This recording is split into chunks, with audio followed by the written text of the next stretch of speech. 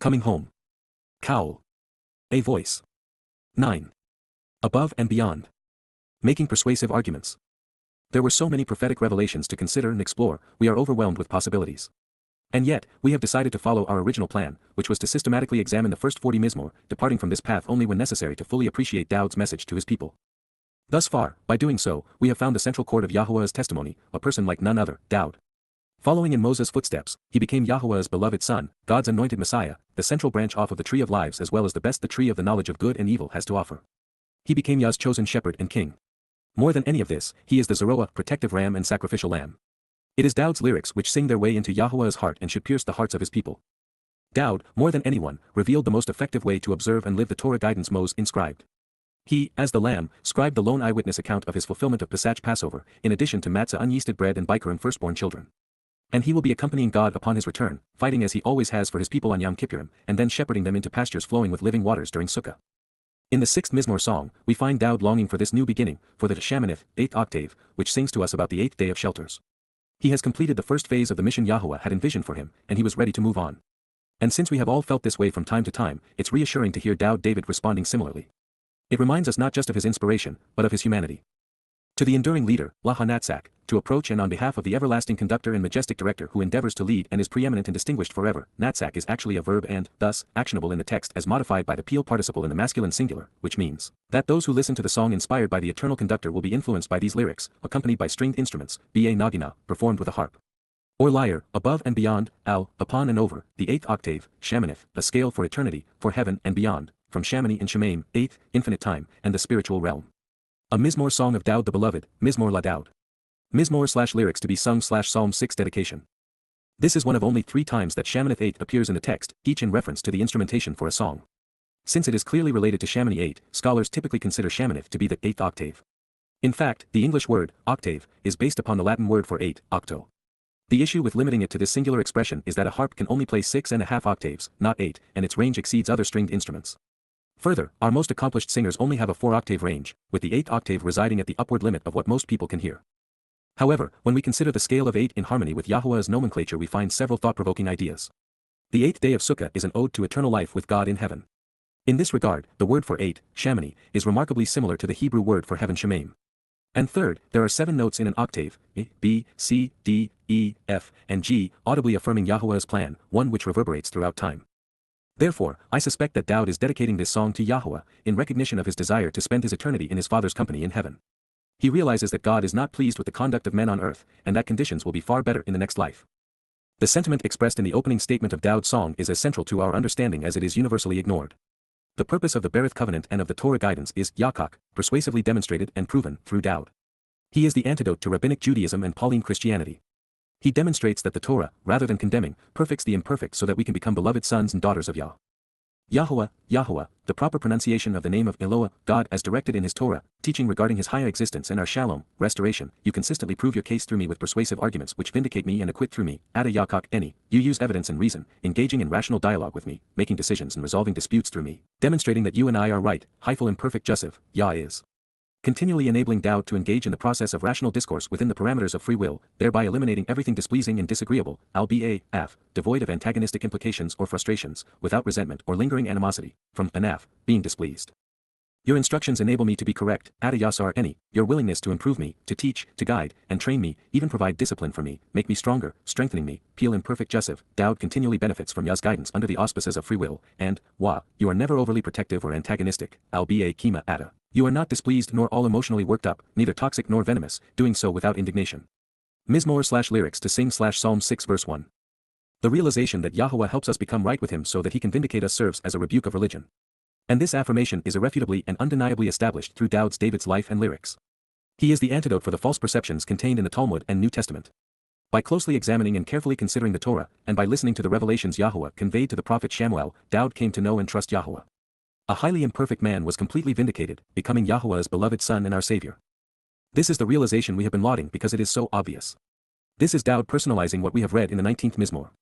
In it, Dawud wrote the following. On behalf of the Eternal and Glorious One, a Mizmor Psalm of Dawud, the heavens quantify the unit of measure, exactly and accurately of the manifestation of power, glorious presence, and overall significance of God. Its expansion and expanse make his conspicuous handiwork known. Mizmor 19:1. Day unto day pours out a proliferation of answers, words which explain. Night unto night reveals knowledge which leads to understanding. Mizmor 19:2. Nothing exists, and everything is senseless, without the word, without these answers and promises. Nothing matters or survives when and where the spoken and written message of the voice which calls out is corrupted or negated, when it becomes nameless and is no longer heard, regarded, or understood. Mizmor 19:3. This serves as a brilliant introduction to this profoundly important conclusion. Yahowah's Torah teaching and guidance is complete and perfect, restoring and transforming the soul. Yahowah's testimony is trustworthy and reliable, making understanding simple for the open-minded. Mizmor 19:7. Yahowah's directions are correct, promoting a right attitude while facilitating good judgment. Yahowah's terms and conditions of his covenant are purifying, illuminating the proper perspective. Mizmor 19:8. Revering and respecting Yahowah purifies and perfects forever. Yahowah's just means to resolve disputes is reliable and vindicating. Mizmor/Psalm 19:1-3-7-9. As we have just noted, the personal application of this realization is then expressed in Mizmor Psalm 6 verse 1. To the enduring leader, Lahanatzak, accompanied by stringed instruments, Ba Nagina, above and beyond, Al, the 8th octave, Shamanith. A song of Daud the beloved, Mizmor la Daud. Yahowah, Yahowah, you consistently prove your case through me with persuasive arguments which vindicate me and acquit through me, Yada Yahowah, thereby eliminating everything frustrating, displeasing, and disagreeable, Al-Ba, Af. Your instructions enable me to be correct and to teach about vindication, Yada Yahowah, and, Wah, you are never overly protective or antagonistic, Al-Ba Kima Ada. Mizmor 6:1. In both secular and sectarian circles today, the God of the Bible, especially the one portrayed in what they errantly refer to as the Old Testament, is considered hostile and wrathful, angry and resentful. And yet, that is not how Daud perceived him, and no one knew him better. In this statement, yet another pervasive myth is obliterated. Based upon what we have learned from the inspired lyrics scribed by Yahowah's chosen shepherd, anointed Messiah, and beloved Son, nothing is more important than being correct with regard to Yahowah's testimony, especially his Torah, Mikra, and Berith. It is Yahowah's instructions which make the kind of relationship and outcome Daud enjoyed possible. The guidance he followed and the directions he learned are all for our benefit. And since his assessments and insights are readily available, and recognizing that it's an open book test, we have been given every opportunity to follow in his footsteps. Daud, through a lifetime of personal experience, realized that Yahowah, Chanan, in the Qowl imperative, wants to be genuinely compassionate and kind, lenient and merciful, toward us. And even though no one has ever held as high a status with Yahowah as Daud, his beloved son, he recognized his relative position and thus sought his father's intervention to Rapha, to promote him to a more preferable state. You want to be kind to me, choosing to show compassion, mercy, and favoritism through me, Chanan any, of your own volition you are generous toward me, Qowl imperative, be genuinely lenient and beneficial by choice, Yahowah, Yahowah, an accurate transliteration of the name of Eloah, God guided by his Torah, instructions regarding his Haya, existence and our Shalom, reconciliation. For I am incapable of accomplishing this on my own, Ky any, I am too frail and lacking to prevail alone. You have chosen to promote healing and restoration through me, Rapha any, you want me to be acceptable to promote recovery, Qowl imperative, Yahowah, Yahowah, the proper pronunciation of the name of Eloah, God as directed in his Torah, teaching regarding his Haya existence and our Shalom, restoration, because, Ky, my essential essence, etzem any, my body and bones and my very substance, my skeleton and human nature, is anxious, eager to hasten the terrifying process, Bahal, is looking to hurry things up, expediting an immediate response because I'm a bit uneasy and afraid, Nifel perfect, for this momentary period of time, Daud's essential nature passively receives the means to hasten the agony. Mizmor/lyrics to sing/Psalm 6 verse 2. Looking at these words superficially, we might assume that once we are enriched and empowered, life with Yahowah in heaven will be vastly superior to our time in the here and now, especially since we are surrounded by all manner of individual and institutionalized perversions of Yah's message. Should this be the intent, Daud was ready to move on. While I'm not fit to wear Daud's sandals, and while I've dealt with far less than he endured and am likely younger than he was when he scribed these words, I no longer feel this way. I want to stay engaged and helpful for as long as possible, all in the expectation that one more soul, maybe even thousands of souls, may choose to know and accept Yahowah through these translations of his testimony. Based upon what we have learned and considering Daud's assessment in the first line of this song, there is the likelihood that our Messiah was eager to get on with the business of our salvation. He was willing and ready to serve as the Pesach, even though he was cognizant of the agony he would endure. His personal contribution to the fulfillment of Pesach, Matzah, and Bikurim, which made Shabuah and Towrah possible, and leading to Kippurim and Sukkah would become the defining moments in his lives. While it is interesting to ponder the reason Daud scribed this next lyric, since he was cast in a starring role, he knew what was going to occur and when. His declarative statement was, thereby, rendered to encourage us to calculate the timing from all of the clues we have been given. In so doing, we have surmised that Daud would return prior to Chag Matzah in year 6000 Yah and then on Yom Kippurim in 6000 Yah, the 2nd of October, 2033 at sunset in Yerushalayim. Bereft of Haush's timeline, and without the prophetic revelations in Yashaya, Yirmiah, Zechariah, and Malachi, all of which would be written hundreds of years later, Daud would not have held a prophetic text which delineates when he would be returning to fulfill the Moedim. But we do, and this knowledge is essential for us today. However, since Yahowah's timeline is very clearly presented in the opening books of the Torah, someone as brilliant as Daud would have figured it out. Further, he would have recognized that he was living in the exact center of Yahowah's place and time and that he would return in years 40,000 one to an anguishing experience, and one to herald a celebratory event. As we begin, as Dowd has explained, his participation in the most momentous dates in our unfolding relationship with God would be through the redeployment of his consciousness rather than his body. In addition, Wa, my soul, Nipesh Eni, my consciousness, that part of me that animates life and enables me to observe my environment and respond, my inner person, personality, attitude, and aptitude, along with selected memories which are the aspects of my nature that will accompany me into eternity, is enormously eager and anxious about the terrifying agony, Mio Dibahal, is in a tremendous hurry, wanting to greatly hasten that which is anguishing and alarming. So, Wa, then, you, Yada Yahowah, Yahowah, an accurate transliteration of the name of Eloah, God guided by his Torah, instructions regarding his Haya, existence in our Shalom, reconciliation, will commence the restoring witness, Ada, Ad Madi. Meanwhile, in consideration of this, the duration of time for the eternal testimony will show the overlapping dates and extended period. Mizmor 6:3. Yahowah, Yahowah, you and I both want you to return, Chalaz Nipesh Eni, you have decided and I concur that your desire is to restore, Peel imperative pedagogic hecohortative, it is my overwhelming desire and your will to dramatically come back. It is my desire and your decision to deliver salvation with my soul, Shalatz Nipesh Eni, you have chosen to support my choice to have you do what is required to rescue and withdraw with my consciousness, Peel imperative cohortative pedagogic he second person masculine singular, an expression of volition in first and second person whereby Yah and Dowd agree to save through his soul. You want to deliver me, liberating, rescuing, and saving through me, Yasha Eni, you have decided to be victorious with me, providing for the common good by delivering salvation through me, hyphal imperative second person masculine singular, because of the witness this provides to, Loman, as a result of and in response to the testimony it provides regarding, from Anna, to answer, respond, and testify to, your enduring love, unfailing kindness, tremendous generosity, and loyal devotion. Chisit Ada. Mizmor/lyrics to sing Psalm 6 verse 4. We have returned to the heart of the matter, to the central chord among the 8 octaves.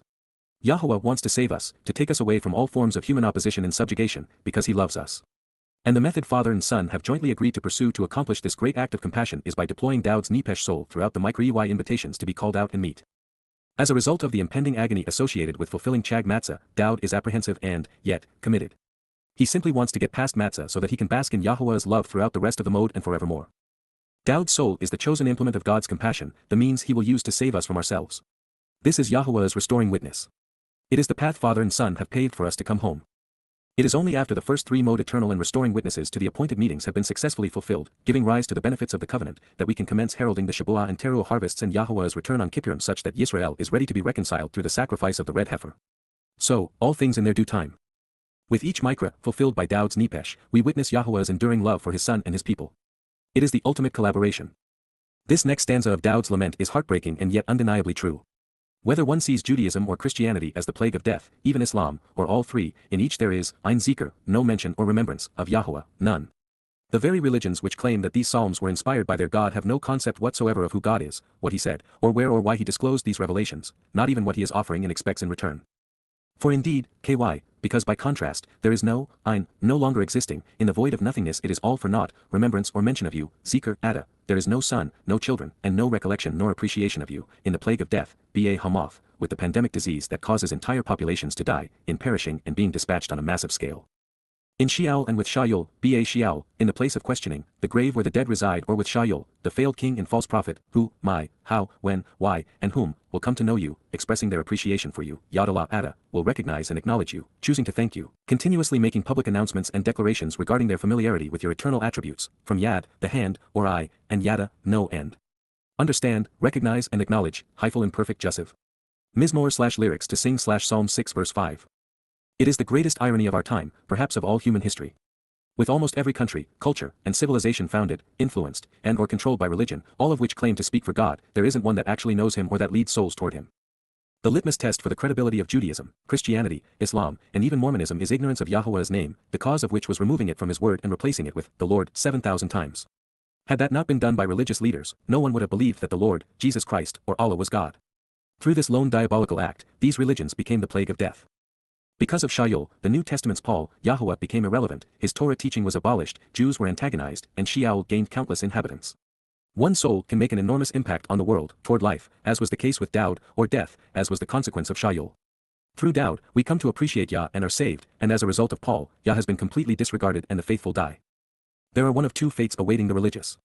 Those who fathered and promoted it, controlling people through it, will spend an eternity in Sheol hell. Those who were played for fools will simply die, their souls ceasing to exist. For them, their life will be for naught. I have done my part, expending the time and energy, Yaga, I have been productive to the point of becoming weary for the moment, having labored extensively, striving to fulfill my job to the extent of my capability, Qowl perfect, to the point of exhaustion over enduring physical and then emotional pain, anacha any, such that I sigh, expressing my exasperation of the agony of subsequent disapproval. Within the all-encompassing darkness, Qowl Layla, in the total deprivation of light and complete obscurity of night, I swim, Sacha, I move through the water, Hyphal imperfect, within my bed of twisted injustice, Mida any, my stretcher and bier used to carry the sick and dying which is incorrect, warped, and invalid, with my weeping and tears, Daima any. My place of repose, Iresh any, is a place of testing, a trial focused on achieving the proper response, Masa, of examination and hardship. Mizmor/lyrics to sing/Psalm 6 verse 6. There have been many hints along the way, many far from subtle, that the sixth Mizmor was written to explain what Dowd would endure to save his people. His has not been a bed or roses but, instead, tears.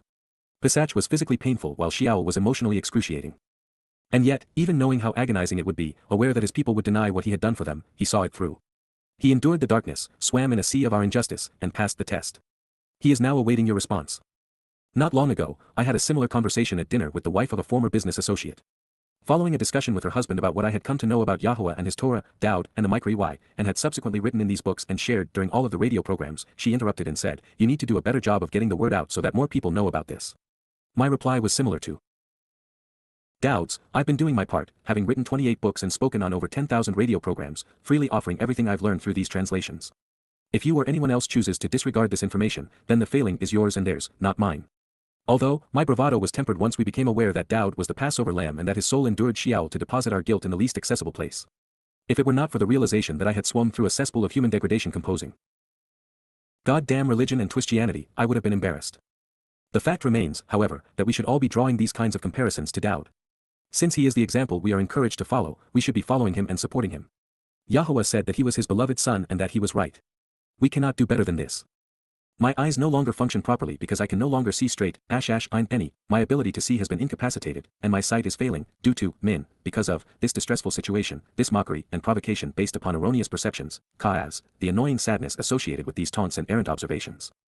The condition is growing old and deteriorating, the situation is continuing to advance and is worsening, with all of my adversities, confinement, degradation, and troubles, cold any, in the totality of the constraints being placed on me by all of those besieging me, with all of the distressful things that are being done to diminish my significance, along with the constant attempts of those who are hostile toward me, who demonstrate their enmity, to silence me. Mizmor/lyrics to sing/Psalm 6 verse 7. While Dowd is unique and irreplaceable, our empathy for our king and resulting respect grows when we try to see these events from his perspective. His willingness to offer his soul as the means to fulfill Chag Matzah was heroic because the physical and emotional anguish would have been horrific. However, there was something far more debilitating and appalling, and that is having endured this hellish ordeal for the benefit of his people only to have Yisrael and Yehudah deny that he had done so. And that is Dowd's issue here. He is so mad, he cannot see straight. Between Judaism and Christianity, both conceived by Jews, his role in our salvation has been rendered erroneous and annoying, and this has grown old. We have been conditioned to become especially alert any time Dowd's significance is being assailed, because he is quite simply the most important person in Yah's plans for his people, especially his children. The Tseror, adversary, has done a masterful job of Tseror, diminishing his relevance, Tseror, assailing his credibility through Shaul and Akiba, the Tseror, rival to the king, and Tseror, adversarial, apostle. With Dowd's Tseror, significance constrained, the light he shines on Yehudah, Yerushalayim, Maria, Sion, and especially the Torah teaching in Berith covenant is Tseror, dimmed. It is the beloved Son, the main branch, the anointed Messiah, the chosen shepherd, the Lamb of God, and Yisrael's King who, more than anyone else, is responsible for Yisrael's redemption and reconciliation, and is now calling his people home, ready to meet them once they arrive. As an interesting note, both Shaul's, the adversarial king and opposition apostle, were demon-possessed. In addition to their hostility toward Dowd, and their fixation on discrediting him, both sought to annul and mischaracterize the Torah which guided him. Also interesting with regard to Tseror, we are once again confronted with the realization that Dowd's adversaries will be responsible for Yisrael's troubles and, thus, be indistinguishable from Yahowah's enemies. The horrible period which awaits Yisraelites, Israelis and Yehudim Jews, when the nation and people are besieged and constrained, Yom Tzara known as the time of Yaakov's troubles, is based upon Tseror. As far as I can tell, the only time it's good to have enemies is when our foes are adversarial to God and his people. Then they are a badge of honor, demonstrating that we are right. Dowd, like his heavenly father, had no use for, or interest in, anyone who was opposed to Yah. And he, like God, was and remains committed to ridding our planet of their stench. In this light, this is one of the few places where it does not matter if we render the imperative mood as a command or as a choice, because those who are opposed to God will be taken away one way or the other. Get away from me, Sir Min any, whether by compulsion or choice, leave me alone, go away because you are rejected and forsaken and will be taken away or abolished, removed from my presence, Qowl imperative, all of you who carry out, Qowl, who perform, fashion or forge, plot and devise, or benefit from, Qowl participle, that which is corrupt and deceitful, on, evil and injurious, dishonest and fraudulent, religious and idolatrous, harmful and misleading, because, for indeed, Yahowah, has heard, Shama, has listened to, the voice sounding, Qowl, my lament and the expressions of my consternation, my dismay and disappointment. Mizmor/lyrics to sing/Psalm 6 verse 8. Dowd wants to rid himself of those who are misleading and religious. He was not interested in saving them. A number of years ago, I went through a trying episode with a covenant member and a longtime friend who didn't like the way I responded to an email filled with the revolting religious arguments of a moody theological seminary graduate. I took Dowd's approach, which was to expose and condemn the religious diatribe, while my friend not only condemned me for doing so, he advocated accommodation and acceptance, drawing the Christian into fellowship rather than pushing him away. Since Yahowah has affirmed that Dowd is right, and clearly inspired these lyrics, the correct approach to theological postulates and fraudulent religious rhetoric is to respond similarly. We are not born into a spirit of compromise but instead of contrast. If we are not distinctly different, and show it, we are not covenant. Stated another way, no one has ever come to know God by advocating or accommodating religious positions. Until a person starts questioning their religion, Yahowah and his testimony remain outside their grasp. God's word is squandered on those who argue for its counterfeits. Therefore, when someone says or writes something to us which we know to be inconsistent with Yahowah's testimony, our initial responsibility is to refute the fraudulent claims. Then when corrected, if the individual acknowledges that they were wrong and if they are receptive to the truth, we can share the Torah and Berith with them. Speaking of the wrong approach, you will find obey written after listen and hear among the definitions of Shama in many lexicons, even though there is no support for that connotation linguistically. And yet, this is one of many statements in which the very notion of rendering Shama as obey is absurd since Dowd is speaking to God. The religious want their constituents to obey them, which they achieve by misrepresenting God's instructions as commands and then misrepresenting his vocabulary such that listening is convoluted into obeying. But how many times can we point this out before we realize that we are pounding our heads against the brick wall of faith? Dowd had had enough, and who's to blame him? Lastly, since any modifies Baki consternation not the Qowl voice, it is possible, perhaps likely, that the voice is that of the king's herald. He would vocalize the Zoroah's lament at a time when the injurious delusions were the most debilitating. Turning to the next statement, Dowd realized that when we ask God to do what he wants done we can be assured that he will do as we request. So, while tefillah does not mean prayer, if you want your petitions answered, follow Dowd's example. And as you do, please note how often he refers to Yahowah by name. In this one verse, there are two more than you'll find in both Talmuds combined.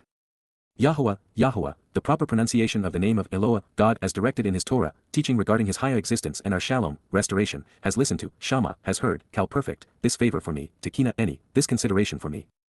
Yahowah, has received, grasped hold of, and accepts, lakach, has obtained and approves, Qowl imperfect, my thoughtful request to intervene, tbnisrael, my desire to provide intercession, from Pelo, meditation regarding intervening, judgment based upon thoughtful consideration, and a diligent assessment leading to a responsible reaction, to consider, decide, and judge.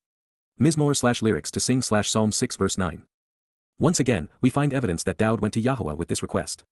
For a myriad of reasons, he wanted to redeem himself and save his people by fulfilling Pesach and Matzah. His motivations were pure and his argument was sound, and so, considering the cost and benefits, Yahowah agreed with his son. He not only received his request to intervene, he accepted it, quickly grasping the implications. So that you are aware, tekina is a challenging word to translate because its root, chan and mercy does not work in the sentence. Further, it cannot be applied to Dowd in this context. So, to better appreciate the meaning of tekina, we need to consider how it is used early in the Torah.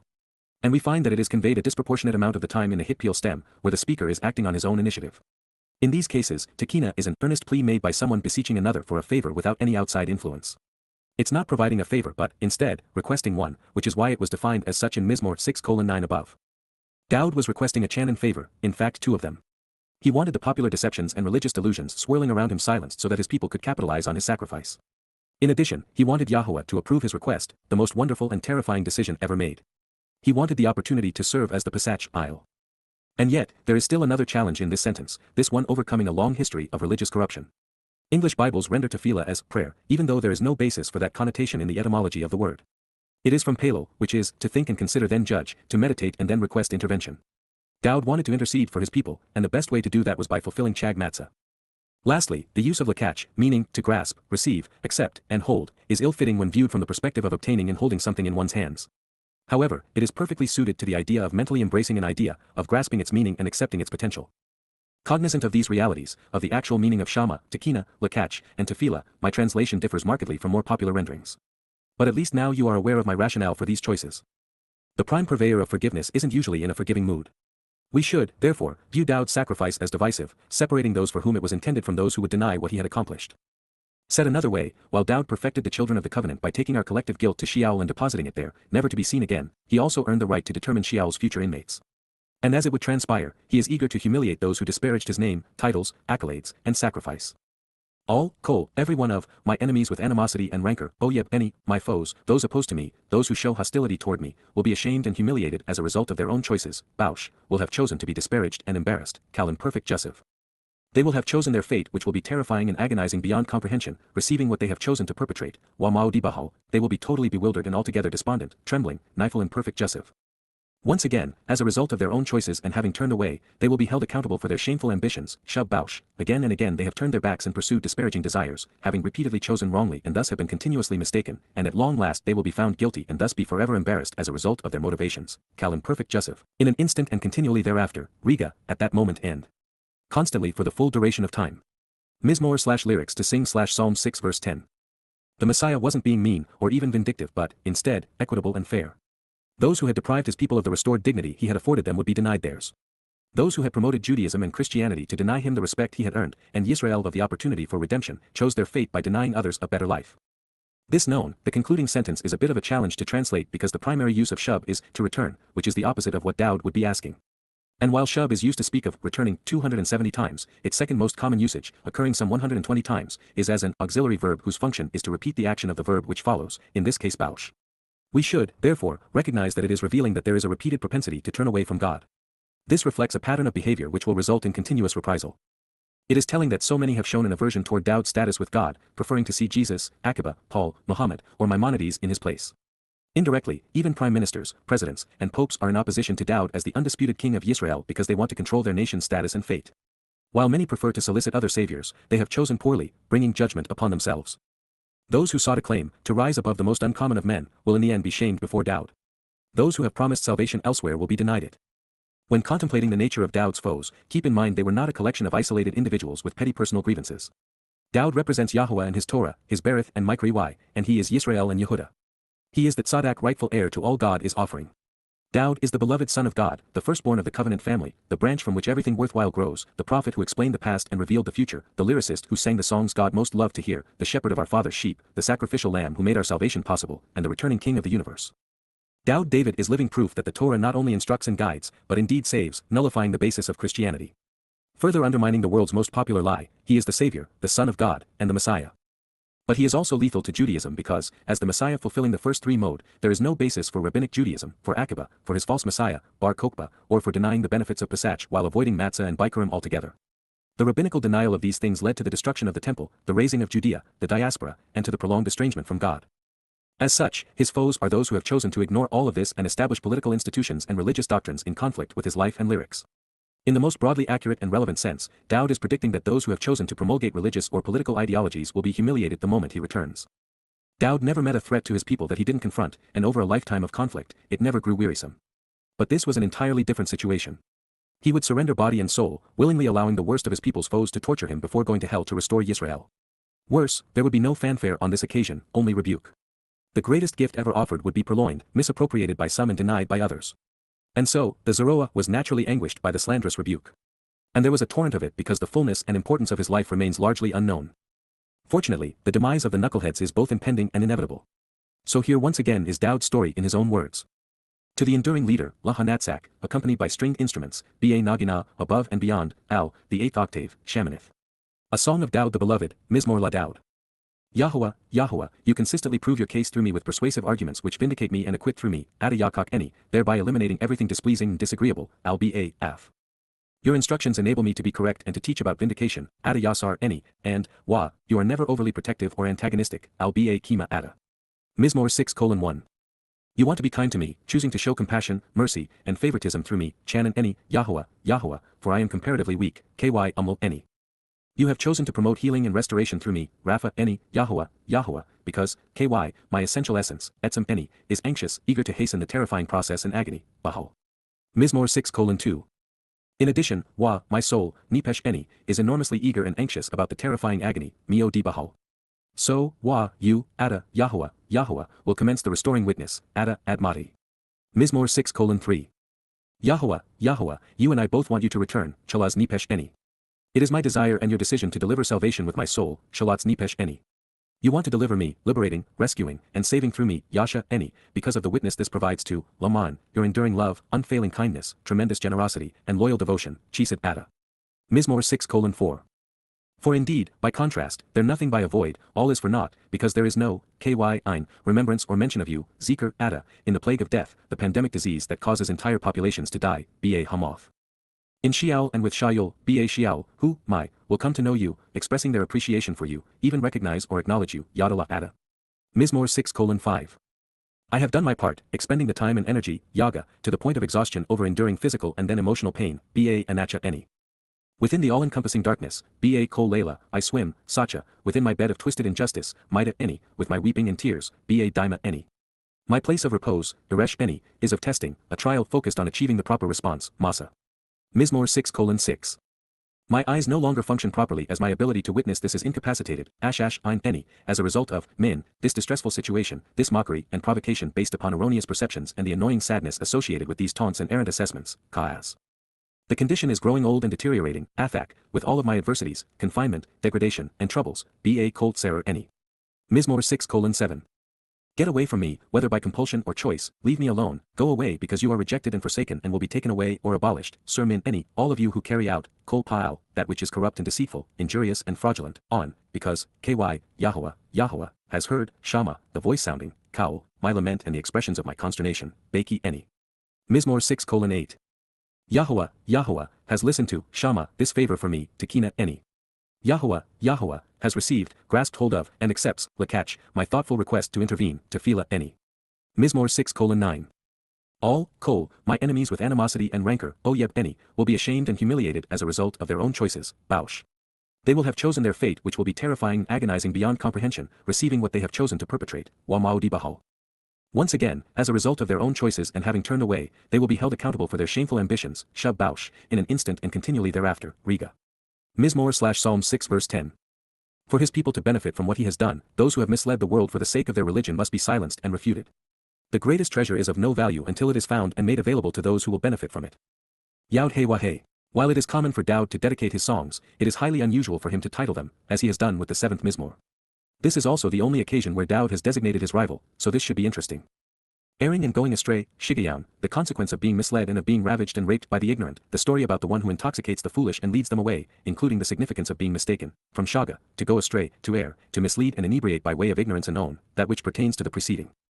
By Dowd, La Dowd, according to the beloved, who, to show the way to the benefits of the relationship, Asher, which to reveal the correct and narrow path to get the most out of life, sang, Seer, he conveyed verbally in a melodic and rhythmic manner, to, La, for, Yahowah, the proper pronunciation of the name of Eloah, God as directed in his Torah, teaching regarding his higher existence and our shallow restoration, against, Al, concerning and in opposition to, the words. And accounts, Dabri, the manner of speaking, the statements, and the message, of the lowly cauldron, Kush, a crucible, a furnace for testing and evaluating, then discarding, from Kur, to smelt and remove in a furnace and or Ushi, insignificant and weak, and thus lowly and little, of the Benjamite, Binyamini, son of the right side or from the south.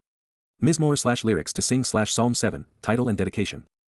This title is important because it means that this Mizmor was written to Shigayan, explain the consequence of going astray, of being wrong, and even of ignorance, which results in someone being ravaged and raped by the foolish who have been misled and intoxicated. While this title is broadly stated, the additional dialogue begins to zero in on the man who propagated the misleading religion which has negatively influenced Yisrael. He is one of the two most infamous Benjamites, albeit this one's words need to be opposed. Since these are the only books and audio programs where the person commonly recognized as David is referred to as Dowd, it is interesting to note that his name appears 1,073 times, with the overwhelming majority written as Dowd. In every book or psalm compiled within proximity to the author, we find Dowd, while in Chronicles, Ezra, and Nehemiah, which were written centuries later, we find Dawid. Further, the basis of his name, Dowd Beloved, appears another 60 times. Collectively, Dowd's name is presented more often than any other except Yahowah. The oldest proof of his name and existence outside of these prophecies and psalms is the Misha stele dating to 830 BCE which identifies Yehuda with the house of Dowd. This known, what are we to do with the reference to Cush? If we were to examine the lexicons, they would tell us that Cush means black and that it should be translated as Ethiopia or some other unknown place, none of which is likely. There isn't any geographical, genetic, or etymological evidence linking Cush with Africa or black skin pigmentation as is so often inferred, likely for racist reasons. Further, after referencing over 20 lexicons and biblical commentators, the theologians and scholars remain clueless as to the identity of the individual being addressed in the 7th Mizmor. Most, unwilling to plead ignorance, suggest without evidence that he may have been one of King Shaul's friends. But this we know, as a Benjamite, he was a Yisraelite and therefore, Cush cannot be his country of origin or race in this context. And since there isn't any record of Dowd having a foe by that name, I think we are best served to translate Cush using the nearest equivalents, which begin with Kur, a cauldron for testing and a crucible to evaluate an affliction.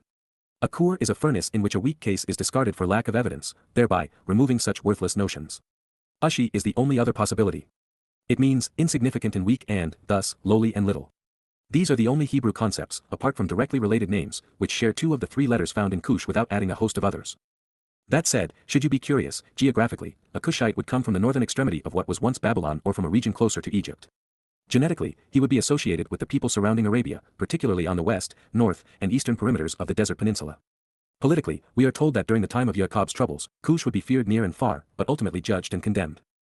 This known, there are no Cushites from the tribe of Benjamin, adding additional credibility to the prospect of translating the word rather than trying to transliterate it as a name. Along these lines, attitudinally, a slight majority of the references to Cush are unfavorable. Textually, there appears to be a plot underfoot, one that became evident as I was attempting to ascertain how lexicons such as Strong's opine that Cush equals black. Predisposed to verify prior to relying on, I couldn't find the slightest validation for black. As a result, it appears that political and religious interests have tried to hoodwink the unwary so as to justify the likes of the slave trade and racial discrimination. And yet, Yahowah knew that they would do so and rebuked them. He would write, "Can the Cushi change his skin?" Jeremiah 13 verse 23. Lastly, be aware, everyone who has attempted to resolve this question is either speculating or extrapolating. And speaking of such, my initial assessment is that this Benjamite beast is none other than Shaul, the wannabe apostle, not the king. As we move through the text, I'd encourage you to form your own conclusions. As we move into the song itself, we find Dowd reinforcing the covenant's third condition, that we come to trust and rely upon Yahowah. As a result, he knew that God would save him. Yahowah, Yahowah, an accurate transliteration of the name of Eloah, God guided by his Torah, instructions regarding his Hayah, existence in our Shalom, reconciliation, my God, Elohim Eni, in you, Ba, Ada, with you and near you, I find a trusted shelter and a safe place, Chasa, comfort and refuge, protection, Cal perfect. You have decided to deliver me and save through me, Yasha Eni, you are victorious, choosing to rescue and liberate by enabling me to be like you, hyphal imperative second person masculine singular, you choose to pursue salvation through me. Your will is to defend me and to deliver salvation through me, snatching me away, Natsal Eni, you have decided to rescue me, hyphal imperative second person masculine singular, from all, Min Qowl, my pretentious pursuers, especially the boisterous who are verbally contentious against me, Radaf Eni, those who overwhelmingly confuse, who boldly devise schemes against me without merit, the arrogant and afflicted, frenzied and senseless, the proud and defiant, self-willed who promote false gods. And encourage religious worship, a pejorative term for the idolatrous, Cal participle. Mizmor/lyrics to sing/Psalm 7 verse 1. Dowd didn't just find Chasa shelter, he would become the king of Sukkah shelters. While the Micro-UI commence with sacrifices in Passover and unyeasted bread, they conclude with the celebrations of reconciliations and shelters. And throughout, Dowd is the star of the show. In this war of words between the most relevant Yahud and the pretentious and predatory Benjamite, I was particularly intrigued with how the imperative shaped the prophecy such that we find Dowd in the center of Yah's will. And by using the hyphal stem, we find Yahowah using Dowd to save Yisrael. Over the long march of history, there have been two individuals who have been especially contentious with Dowd, the misguided king Shaul Saul and the mistaken apostle Shaul Paul. The former tried to kill him, and the latter sought to nullify him. So, we'll continue to look for clues which may point us in one direction or the other.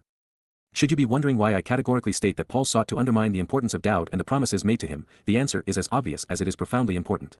Therefore, in an upcoming chapter we are going to excoriate Paul's arguments regarding Dowd, one of which is found in Acts and the other in Romans. On both occasions, the father of lies and son of wickedness deliberately misquoted Yahowah to grossly misrepresent what Dowd wrote and append what he represents, thereby nullifying the cure for his plague. This assessment of Paul is important to Jews for two reasons. First, Judaism was conceived to confront his lies. And second, Christianity has done more to harm Jews than any religion other than Judaism. We will pursue the arguments Dowd the Beloved has against Shaul, question him, leaving no doubt that the principal author of the Christian New Testament was Satan's apostle. For the first time, perhaps since the 7th and 89th Mizmor Psalms were recorded, we are going to undermine the myth of Christianity and its Lord Jesus Christ, while at the same time establishing what Dowd represents to Yahowah, to the covenant, and to all of us, especially Yisrael. Also relevant, Dowd was not asking Yah to help him in a debate. He would not need any. The 89th Mizmor is more than sufficient. Further, he was not asking to save the boisterous and contentious but, instead, to deliver him from them. We are called to separate ourselves from the ways of men, not chase after them. We are not called to save the world but, instead, to distance ourselves from it.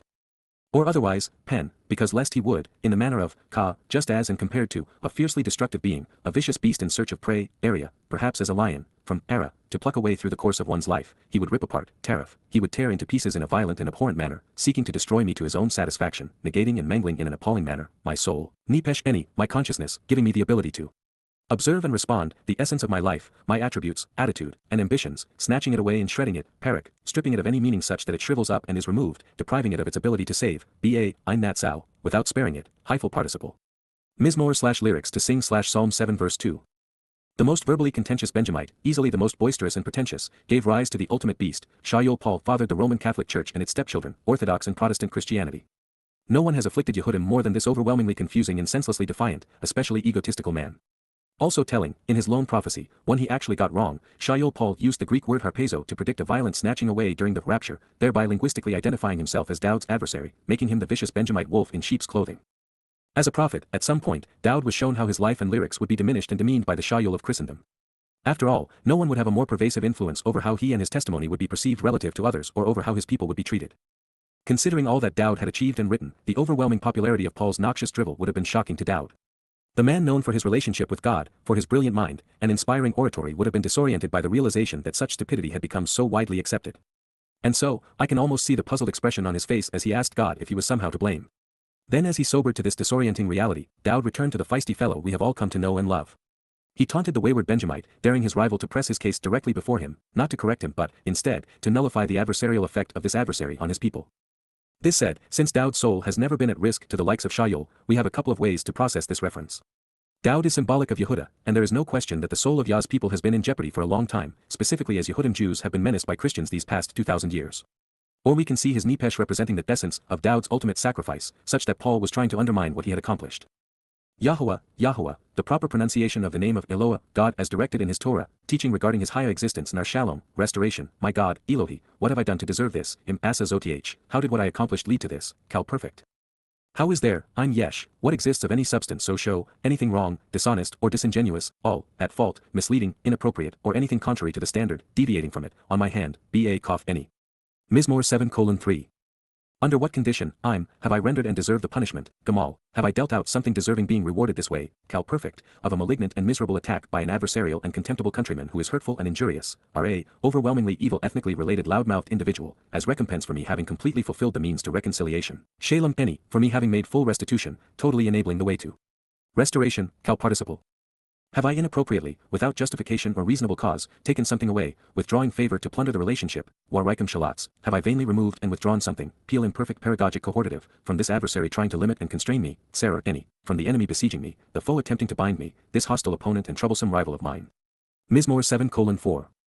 This hostile opponent and antagonist, this adversarial foe, Oyeb, this rancorous individual with personal enmity, singular, has chosen to pursue and persecute, Radaf, he, of his own volition, wants to press his case, aggressively striving to systematically harass, Qowl imperfect third-person masculine singular Jussive, my soul, Nepesh any, my conscious ability to observe and respond, my attitude and aptitude, the essence of my life and purpose.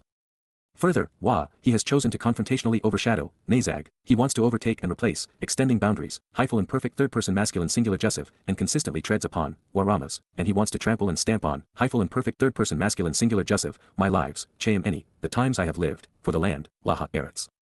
Therefore, my overall relevance and reward, my significance and status, my respect and reputation, Kabod any, my dignity and honor, abundant attributes and presence, my manifestation of power and glorious gift, he wants to dwell and remain, always placed, Shakan, he has chosen for me to always reside, Hyphal imperfect third-person masculine singular Jussive, within the dust, dirt, and debris, Laha, afar, as the smallest aspect of the material realm. Let's pause now and contemplate what has been brought before us, Selah. Mizmor/lyrics to sing Psalm 7 verse 5. Having previously translated Psalms 22 and 88, we know that Daud wrote accurately and graphically of the great suffering he endured to fulfill Pesach and Matzah, leading to Bikurim. And now, based upon this Mizmor, it's evident that he was taken forward another 1 to 4 scores of years, a mere blink of the eye, to witness the systematic undoing of what he had done. As horrific as the agony of Roman crucifixion and incarceration in Sheol hell had been, this would have been far worse. It's not just that Paul and Akiba would deny what he had accomplished, while disavowing the fulfillment of the Mikra, they both offered Daud's acclaim to a complete fraud, Jesus and Bar Kokhba respectively. The most credible man who ever lived, performing the most prophetically detailed act in history, in full public view, was replaced by the likes of the Easter Bunny and Tooth Fairy, or if you prefer, variations on Dionysus and Marduk. Paul and Akiba would not only preclude Gentiles and Jews from benefiting from the salvation Daud had provided, but both would also lie, claiming to speak in the name of God. Their vile denouncements would be treasured as scripture. Since this was all attributed to a single individual, as we strive to determine if the culprit was Paul, Akiba, or Muhammad, it is germane to know that without Shaul, there is no rabbinic Judaism and, thus, no Akiba or Muhammad.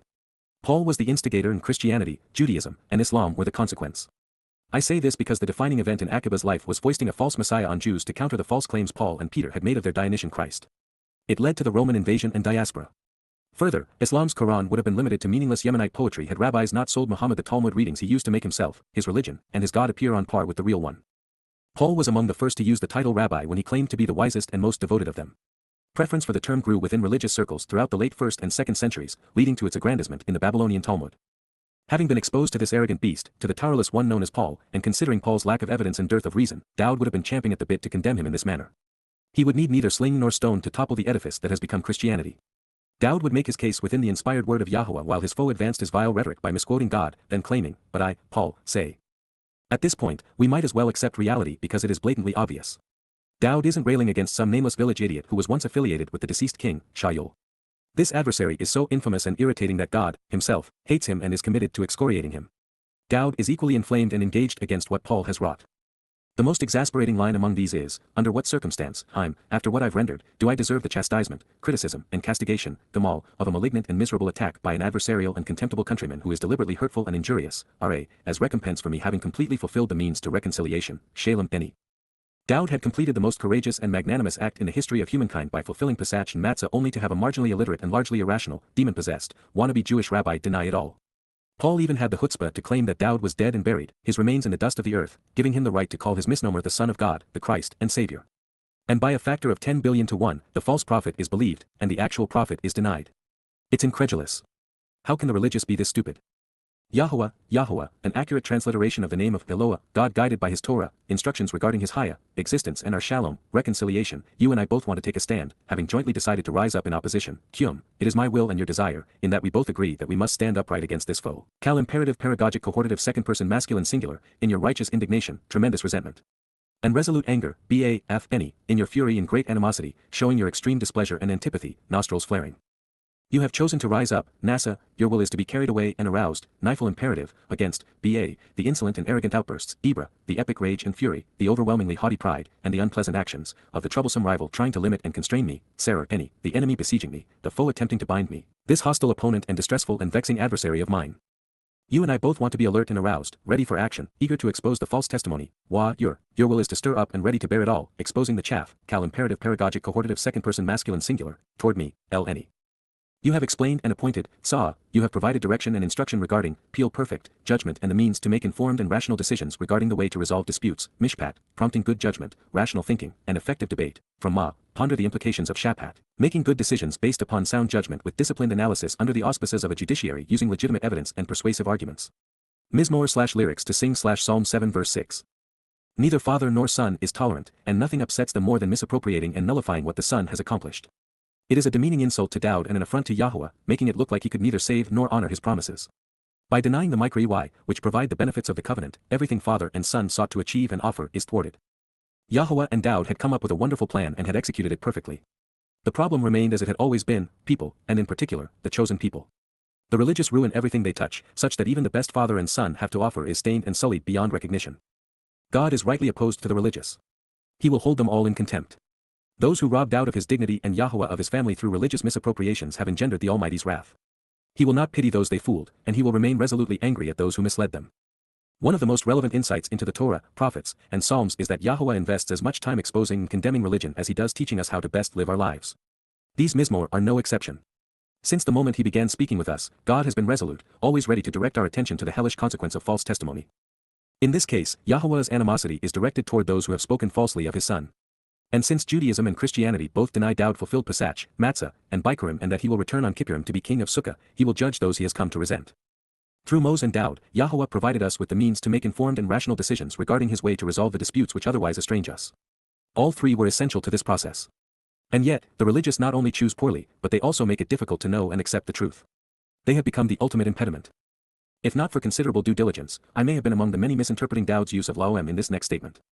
Throughout the Torah and into the prophets, it consistently seems to address people of distinct political and religious entities or the population of different nations and regions who congregate together under their leaders and who are governed by antiquated philosophies like paganism. And considering the overwhelming infusion of Greek language and ideas into Judaism and Christianity, both are considerations. And while that would normally be a bad thing, in this case, father and son are inviting them to return to Yisrael after joining them in the refutation of their religion. In particular, there are 3 Babylons in which Jews live, 3 Laom from which they are being called out. The United States of America, and to a slightly lesser extent, Europe, is political Babylon, nations that have not only armed Israel's enemies but have also sought to give them her land. The region surrounding Yisrael, the places corrupted by Muhammad and Islam, all of which seek to destroy the promised land, represent geographic Babylon. And the Roman Catholic Church is the epitome of religious Babel.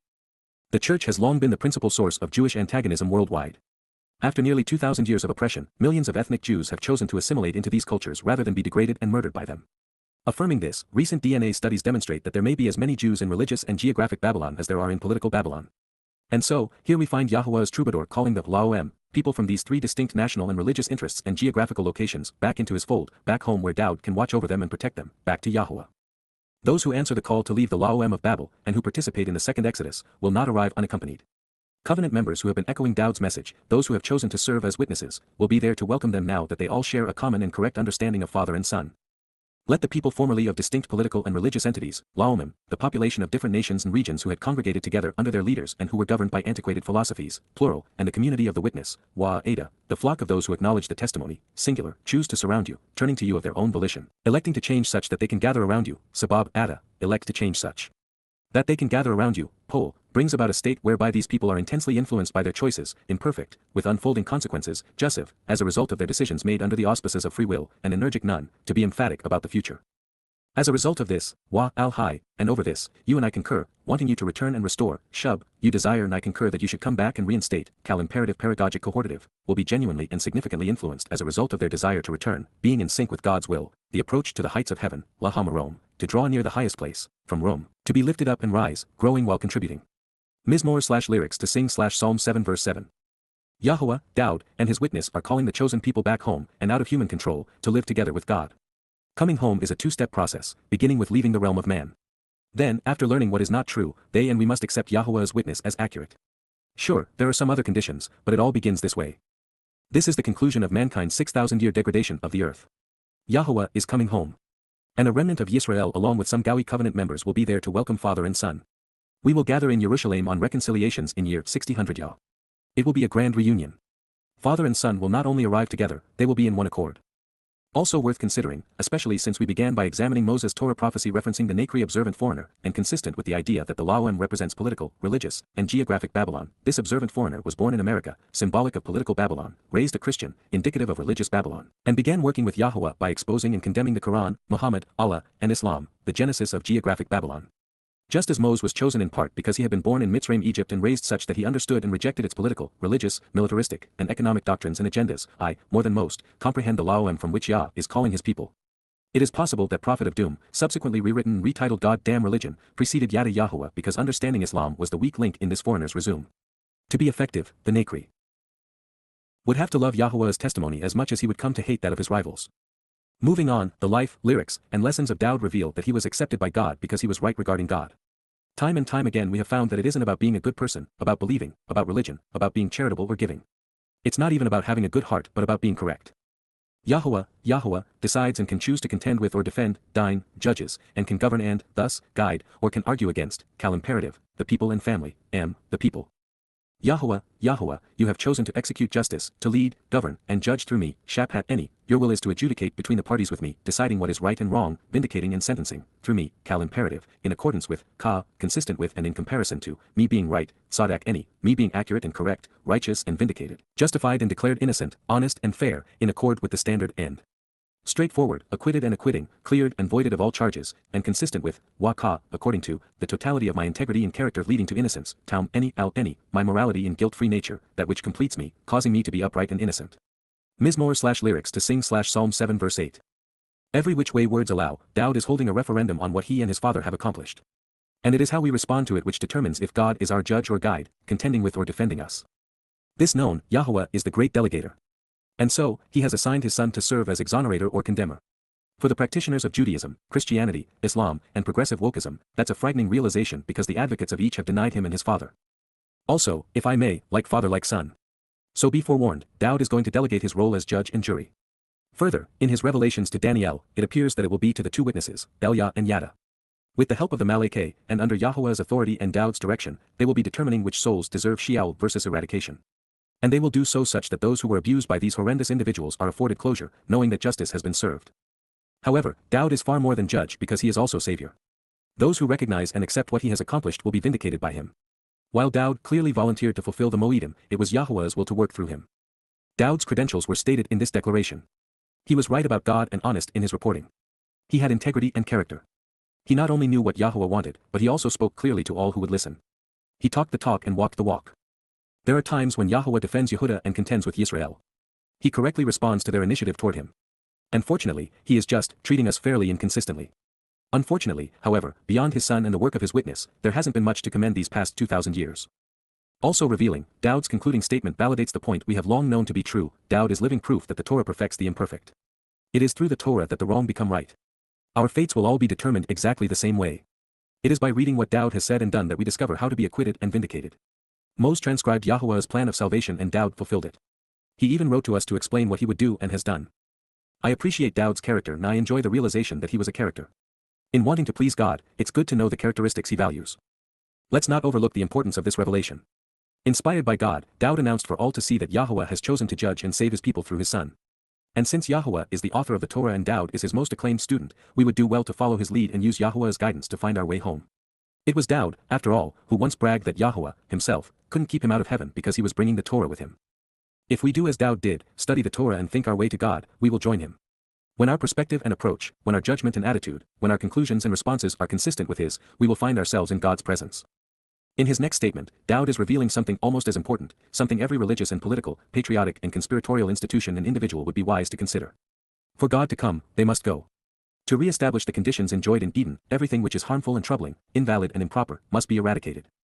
Please, I beseech you, heightening the urgency and intensity of this request, the contemptible countryman who is harmful and troubling, invalid and appalling, are, this wicked and wrong citizen who is improper, undesirable, malignant, and miserable, guilty of being incorrect and condemnable, Rasha, of the unrighteous in conflict with the Torah, the unjust and immoral, the wrong who will be condemned for his criminal behavior, he must be stopped and cease to exist, Gamer, he must cease and actually and continually be proven inadequate and fails such that he desists, finished and existing no more, Qowl imperfect jussive third person masculine singular.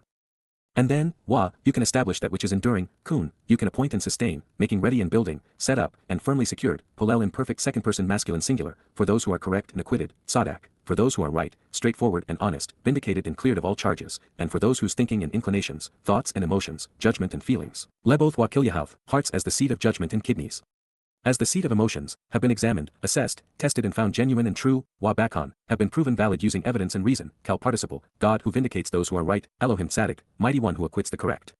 Mizmor/lyrics to be sung/Psalm 7 verse 9. This is the two-step approach to salvation which applies to us individually and to the redemption of Yisrael. The consequence of religion, and in particular, the deadly, destructive, and duplicitous legacies of Paul, Akiba, Muhammad, and Marx, must be stopped first and then eliminated. Once that is done, and there is no more Judaism, Christianity, Islam, or libertards, then the 1,000-year celebration of Sukkah on earth can commence. And as for Daud, he has grown impatient. He wants Judaism and Christianity gone now, along with Islam and progressives.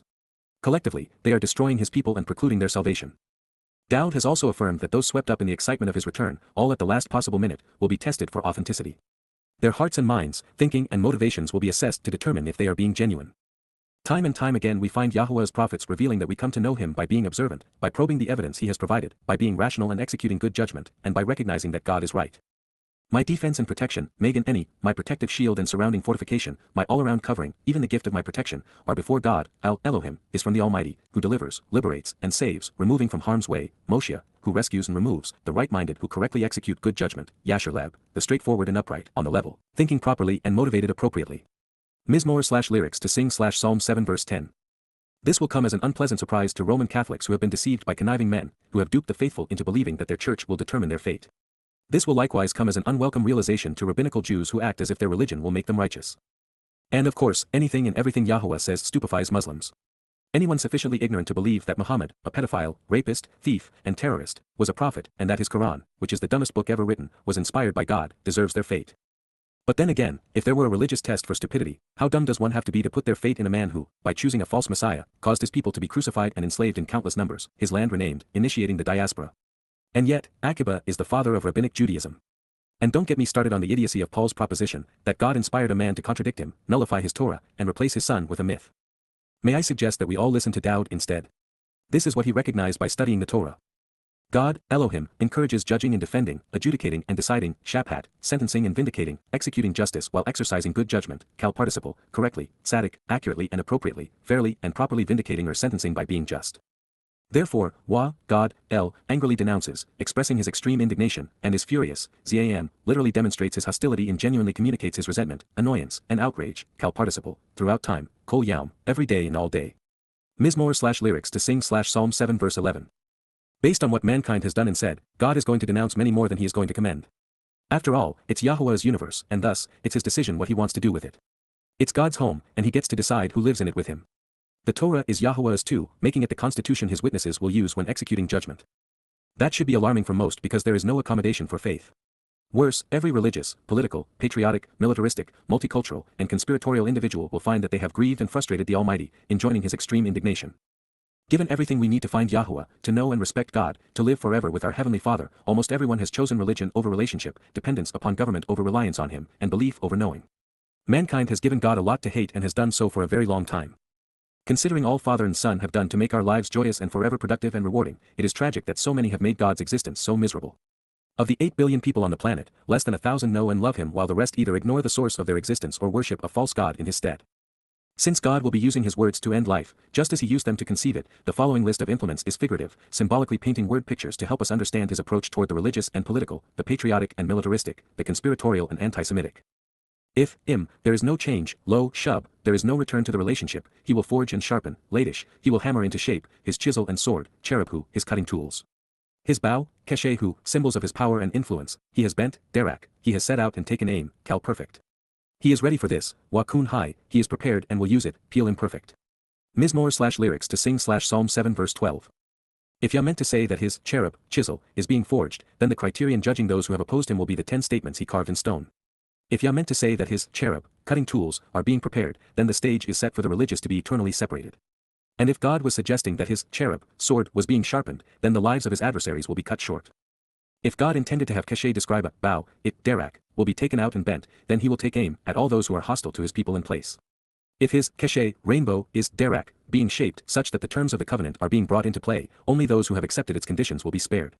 And should Yah have used keshe to describe gathering sticks and straw, those who are hostile to him will be, derak, trampled down, upon his return. There is a popular myth among religious Christians and Jews that either Jesus or a nameless Messiah is coming to save them. But none of that is true. Daud fulfilled his purpose. Yahuwah is returning with him, and they will be doing a lot more destroying than saving. Moreover, Christians and religious Jews will be among the first to experience his animosity because they have all negatively influenced God's people. A time is quickly approaching when God's patience will have ended. He is going to restore the earth to the conditions he intended such that they reflect Eden. And this means that the religious will be removed with great prejudice. Those who have been indoctrinated to believe that their God is going to save them will be the first to go. He has prepared for himself, wallahu kun, he has fashioned and formed, developed and established, secured and proven, decided upon and has at the ready, hyphal perfect, weapons for the plague and implements of death, kali moth, equipment for the pestilence and vessels to contain the disease. His divisive missiles, chetsu, his arrows and flying weapons which are used to cut off and separate, perform, pa'al, carry out the mission, Qowl imperfect, by kindling a blazing fire, ladalik, by hotly pursuing with fire and incinerating. Mizmor/lyrics to sing/Psalm 7 verse 13. This poetic language demonstrates that God is going to rid his world of all traces of man's religious and political rubbish. The process will be by incineration, just as we burn trash to rid ourselves of its stench and prevent further contamination. This is consistent with the prophecy we considered earlier in Dabram 29. It may also be a justifiable response to the Holocaust. We have come to the place where there is no longer any question as to the identity of God's most hated enemy. This Benjamite is Shaul, whom Christians know as the Apostle Paul. He not only wrote 14 New Testament books, Galatians, 1 and 2 Corinthians, 1 and 2 Thessalonians, Romans, Ephesians, Colossians, Philippians, Hebrews, Philemon, Titus, and 1 and 2 Timothy, he is the subject of Acts and indoctrinated Luke, Mark, and later, Matthew, such that he became the father of the world's most popular religion. While I suspect that many of you reading the first volume of Coming Home have read the 5 volumes of Twistianity, if you are not among them, may I suggest that you turn to it now. We have reached a cathartic moment, a place of departure from which there is no return. We are going to expose and condemn the means the son of wickedness, Shaul Paul, used to annul the antidote to his plague of death. We will systematically uncover what Paul had to say and write about Daud and compare that to what Yahuwah revealed through his prophets, focusing upon what may be the most important of all Mizmor, the 89th. Pay attention, Hina, behold, look now and notice, he impoverishes through that which is extraordinarily evil, and he binds and controls by demanding a deceitful religious pledge, chabal, on, using false testimony in the gestation of that which is appalling and ruinous, he, the Benjamite, destructively in debts, leading to broken promises and unfavorable circumstances because what he enthusiastically promotes is completely untrue and religiously idolatrous, Peel imperfect third person. Masculine singular, the object suffers the effect of what this one man has conceived with ongoing consequences.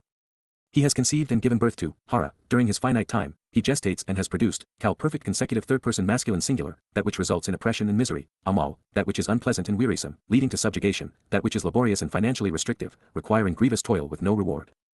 He became the father of Yalad. He fathered and gave birth to Qowl, actually and literally, perfect, for a finite period of time, third-person masculine singular pertaining to this one man, deceptions and lies, sheker, a faith which is mistaken, misleading, and utterly false, and beliefs based upon vain futility and betrayal which have no value, use, merit, or reason for existing because he was a complete fraud. Mizmor/lyrics to sing/Psalm 7 verse 14. From the beginning, every reference to this villain remains third-person masculine singular. Therefore, each additional statement continues to expose and condemn, warning the world about an exceptionally infamous and evil Benjamite. Of those, there is but one who fathered a religion, Shaul Paul. This Benjamite adopted the Roman name, Paulos, and insidiously conceived the Christian religion on false pretenses. His primary ploy was to defraud Dowd, creating the pretense of credibility for the myth of Jesus Christ. In the process, he not only condemned billions of Gentiles, but he also turned the world against Jews. And let's not forget, Paul all but destroyed Yahowah's relationship with his people the past 2,000 years. He is the plague of death and the father of lies. Paul abandoned, denounced, and annulled Yahowah's Torah, misappropriating its guidance as laws that were said to condemn rather than liberate. He negated Yahowah's covenant, errantly claiming that it enslaved. He even demeaned its conditions, stating that by agreeing to them a person could not be saved. Then, adding an extra pinch of evil, he demeaned and demonized Yahowah's chosen people. He replaced everything Yahowah advocated and loved with, but I, Paul, say. But worst of all, he annulled everything Dowd said and did, deceitfully transferring his acclaim to his fictional account of the Lord Jesus Christ. This transfer became the basis of replacement theology and lies at the heart of the religion's most debilitating and deadly deception. In the Pauline diatribe, it's not so much that the Lord Jesus Christ replaced Yahowah, it's that he replaces Yahowah's Messiah, God's Son, and the Pesach Il, Dowd. The resulting fictionalized Jesus would have but one apostle, Shaul, now Paul. He would require unquestioned submission to himself and to Rome. He would not tolerate a rival or different gospel to his own. The man struck blind and lame by the light and voice he claimed he saw and heard on the road to Damascus would take the unsuspecting back into the crucibles of human oppression by way of Babylon. According to Paul, Dowd's contribution to humankind would be reduced to a single sperm.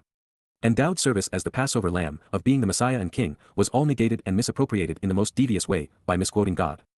If you believe that there is another, somehow unknown, Roman Benjamite, whose written and oral testimony earned this universal condemnation by God and his Son, you'd still have to deal with the fact that everything Paul wrote is in direct conflict with what God revealed, making one of the two a liar.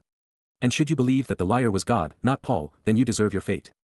While Shaul is destined to spend eternity in Sheol, and while I have no pity for the religious, political, and militaristic leaders he will take with him, my heart breaks for all they deceived. And yet, as we shall soon see, the ploy Paul used to deceive Christians is so readily obvious, it's becoming difficult to remain compassionate toward those who don't care enough about their own souls to invest the time needed to learn the truth. Even here, should you not yet know enough to conclude that Dowd is assailing Paul, ask yourself, why would God inspire Dowd to write a psalm against an unknown and unknowable enemy, and include his own condemnation in the process? What's the point, if not to expose mankind's deadliest and most anti-Semitic concoction? Furthermore, how could Yahowah be the merciful and compassionate God Dowd claims him to be if he didn't warn his people about the enormous threat Shaul Paul would pose to their souls and well-being? After all, no other individual in all of human history has caused more harm to be perpetrated against the chosen people than the wannabe Apostle Paul. Speaking of the Roman Benjamite who sought to annul Yahowah's Torah and to superimpose himself over God's Sarah, Moses and Dowd, with, but I, Paul, say. He has dug, Kara, he has hewn out and has excavated through a spurious plot, Qowl perfect, third-person masculine singular, a prison, bore, a dungeon and pit, seeking to confuse and discredit through it, Chapar who, looking to dishonor and confound with it, desiring to disgrace and bewilder, Qowl imperfect third-person masculine singular. So, it's into, YBA, the slime pit of corruption and decay, Shakath, the dungeon or putrid decay, he has fashioned and devised, Pa'al, he has plotted and planned, made and prepared, Qowl imperfect, that he will fall as he is cast down, Napal, he will descend, falling prostrate, going to a lower dimension, Qowl imperfect. Mizmor/lyrics to sing/Psalm 7 verse 15. Let's never forget that Paul prevailed because he claimed Roman citizenship and turned both Romans and Greeks against Jews with devastating effects. Had he not done so, righteous Jews would have killed him after he brought uncircumcised Goyim into the temple as if it were his to desecrate. Paul's epistle on behalf of these same Romans not only establishes Pauline doctrine, and thus the Christian religion within it, but after discrediting Dowd, Paul claims that the beast's government was ordained by his God and was a force for good, to which everyone must submit. Let's never forget that imperial Rome, of which Paul claimed allegiance, was the most savage beast to evolve out of Babylon and that its church, which Paul conceived, was presented as the final monster, one that would tread upon, and thus oppress and subjugate, the entire world. For over 1,000 years, the Roman Catholic, meaning universal, church lorded over, suppressed, and abused the masses, all while forcing Jews to live without rights or dignity in ghettos. This is the pit that Paul has dug for himself, the prison he fashioned to confuse Goyim and discredit Yahowah and Yehudim, God's Torah and covenant. Having conceived the institution that would force the chosen people into slime pits of corruption and decay while torturing those who would speak out against the church's arrogance and the endorsement of heinous crimes in its dungeons with hideous implements, it's time for retribution and accountability. That is the message of Mizmor 7:15.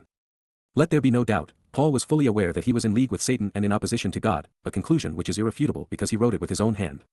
And God is going to hold him accountable. Shaul is destined to Sheol, and I hope to be one of many condemning him, along with his accomplices, Luke, Timothy, Peter, and Mark. Throughout his putrid letters, this Roman Benjamite constantly bellyached about all of his trials and tribulations, the toilsome misery he endured to establish his gospel. He went so far as to imagine things which never occurred, including that his personal suffering somehow completed the job his Jesus Christ failed to accomplish. Therefore, Yahuwah inspired Dowd to write.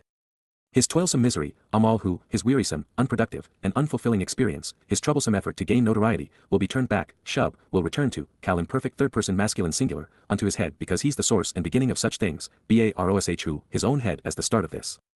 And, Wah, upon, Al, the crown of his head, Kadkadhu, his scalp, skull, that which is wrong and destructive about him, Hamashu, his violent injustice, errant beliefs, and oppressive nature, along with his cruel demeanor and unrighteous nature, will be brought down upon him, Yared, will descend upon him. Mizmor/lyrics to sing/Psalm 7 verse 16. It all began with Paul's conversion experience on the road to Damascus. Satan struck him blind and lame. He was demon-possessed, which became the source of his inspiration, the reason why everything he wrote was destructive and wrong. And along with Satan, Shaul will descend into Sheol. The most nefarious and infamous man in human history, its most errant and destructive, the one who brought more toilsome misery upon Jews than anyone else, will be brought down, and his religion along with him.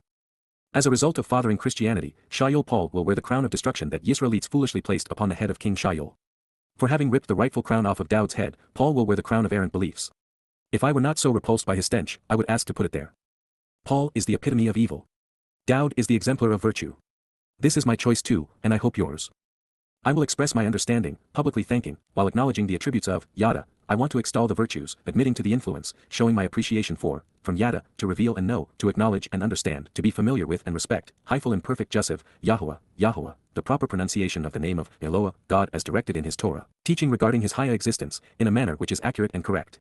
Regarding him, Kot Sadak who, appropriately considering his righteousness, according to that which is right, honest and trustworthy, vindicating and acquitting, beneficial and just of him. I will choose to sing, Wazammer, I will put lyrics to melody, and accompanied by musical instruments, I will continuously and harmoniously verbalize my desire, Peel cohortative imperfect, to the name, Shem, to the personal and proper designation, of Yahowah, the Most High, Elion, who exists above and beyond everything, awe-inspiring and splendorous, reigning supreme, from Allah, to raise and lift up. Mizmor/lyrics to sing/Psalm 7 verse 17. Theirs is the greatest love story ever told, the most beautiful song ever sung. Dowd was right about Yahuwah, and he loved God's name. He was Yahuwah's most inspired, brilliant, and passionate witness. And he became our Savior. It is the reason Yahuwah loved him, the reason he became his beloved son. It was for this reason that Dowd was anointed as Yahuwah's Messiah and chosen to be his people's shepherd and king. This is what made Dowd the branch and a prophet and qualified him to serve as the Zeroah sacrificial lamb. It is the reason he earned the right to judge the world. Let's review this uniquely instructive song about Yahuwah's devotion to his son and antipathy toward his most ardent foe. Erring and going astray, the consequence of being misled, Shigayan.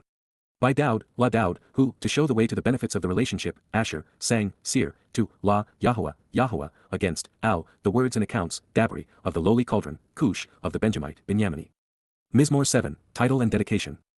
Yahowah, my God, Elohim Eni, in you, Ada, I find a trusted shelter and a safe place, Chasa. You have decided to deliver me and save through me, Yasha Eni. Your will is to defend me and to deliver salvation through me, snatching me away, Natsal Eni, from all, Min Qowl, my pretentious pursuers, especially the boisterous who are verbally contentious against me, frenzied and senseless in their defiant and confusing schemes, Radaf Eni. Mizmor 7:1. Or otherwise, Pen, in the manner of, Ka, a fiercely destructive being, a vicious beast in search of prey, area, he would rip apart and ravage in an appalling manner, Tariff, my soul, Nipesh Eni, snatching it away and shredding it, stripping it of any meaning, Parak, depriving it of its ability to save, Ein Natsal. Mizmor 7:2. Yahowah, my God, Elohi, what have I done to deserve this, Asazoth? How is there, I'm Yesh, anything wrong, dishonest, or disingenuous, all, on my hand, Kof Eni. Mizmor 7:3. Under what circumstance, after what I've rendered, do I deserve the chastisement, criticism, and castigation, Gamal, of a malignant and miserable attack by an adversarial and contemptible countryman who is deliberately hurtful and injurious, as recompense for me having completely fulfilled the means to reconciliation, Shalem Eni. Have I inappropriately, without justification or reasonable cause, taken something away, withdrawing favor to plunder the relationship, Waraikum Shalats, from this adversary trying to limit and constrain me, Serer Eni? Mizmor 7:4. This hostile opponent and antagonist, this adversarial foe, Oyeb, has chosen to systematically pursue and persecute, denigrating, Radaf, my soul, Nipesh Eni. Further, he has chosen to confrontationally overshadow, Nazag, and consistently tread upon, Waramas, my lives, Chaim Eni, for the land, Laha Eretz. Therefore, my overall relevance and reward, my significance and status, my respect and reputation, kabod any, he wants to dwell and remain, always placed, shakan, within the dust, dirt, and debris, afar. Let's pause now and contemplate what has been brought before us, Selah. Mizmor 7:5. Yahowah, Yahowah, you and I both want to take a stand, having jointly decided to rise up in opposition, in your righteous indignation, tremendous resentment, and resolute anger, any. You have chosen to rise up, Nasa, against, the insolent and arrogant outbursts, of the troublesome rival trying to limit and constrain me, Sarah any. You and I both want to be alert and aroused, ready for action, eager to expose the false testimony, toward me, any. You have explained and appointed, judgment along with the means to make informed and rational decisions regarding the way to resolve disputes, Mishpat. Mizmor 7:6. Let the people formerly of distinct political and religious entities, Laomim, and the community of the witness, Ada, choose to surround you, turning to you of their own volition, electing to change such that they can gather around you, Sabab, Ada. And as a result of this, al-Hai, you and I concur, wanting you to return and restore, Shub, the approach to the heights of heaven, Lahamarom. Mizmor 7:7. Yahowah, Yahowah, decides and can choose to contend with or defend, judge or guide, dine, the people and family, Am. Yahowah, Yahowah, you have chosen to execute justice, to lead, govern, and judge, even vindicate, through me, Shapat any, in accordance with, me being right, honest, and acquitting, Sadak any, and consistent with, my integrity and character resulting in my innocence, Taum any al any. Mizmor 7:8. Please, I beseech you, heightening the urgency and intensity of this request, the contemptible countryman who is harmful and troubling, invalid and appalling, guilty of being incorrect and condemnable, Rasha, he must be stopped and cease to exist, Gamer. And then, you can establish that which is enduring, Kun, for those who are correct and acquitted, Sadak, and for those whose thinking and inclinations, thoughts and emotions, judgment and feelings, Leboth Wakilyahoth, have been examined, assessed, tested and found genuine and true, Bakon, God who vindicates those who are right, Elohim Sadak. Mizmor 7:9. My defense and protection, Megan any, are before God, Elohim, who delivers, liberates, and saves, removing from harm's way, Moshe, the right-minded who correctly execute good judgment, Yasher Leb. Mizmor 7:10. God, Elohim, encourages judging and defending, adjudicating and deciding, Shaphat, correctly, and being fair and just, Tzaddik. Therefore, God, angrily denounces, expressing his extreme indignation, and is furious, Zam, throughout time, Kol Yaum. Mizmor 7:11.